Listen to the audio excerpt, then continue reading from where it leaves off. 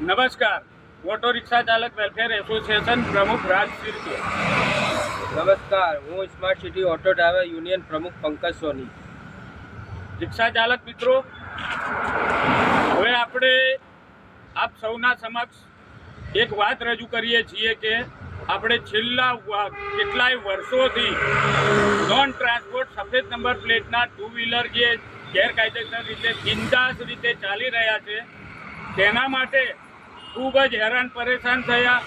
સરકારના તમામ તંત્રને સરકારને મૌખિક લેખિત રજૂઆતો કરીને કંટાળ્યા.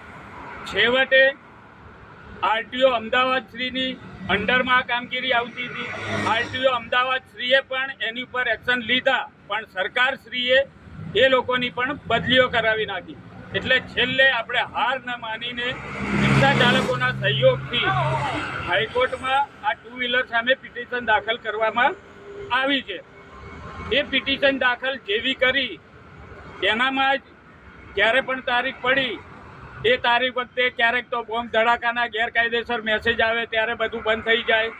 ત્યારબાદ તારીખ આવી, એ તારીખ વખતે સરકારશ્રીના તંત્ર તરફથી કોઈ પણ હાજર રહ્યું નથી. એવી રીતે તારીખો ઉપર તારીખ, અને ગરીબ રિક્ષા ચાલકોનું છે એટલે 4-4 મહિનાની તારીખો આપવામાં આવે છે.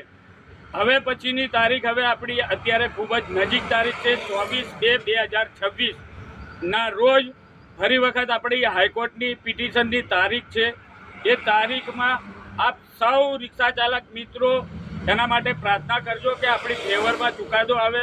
અને જો આ ચુકાદો આપણી ફેવરમાં નહીં આવે, સરકાર જો હેરાન કરે, આ સરકાર જ કેવી નમાલી કહેવાય કે ગરીબ વંચિત અસંગઠિત રિક્ષા ચાલકોને હાઈકોર્ટ સુધી જવું પડે, હાઈકોર્ટના દ્વાર ખખડાવવા પડે, એવી પરિસ્થિતિ ઉદ્ભવી છે.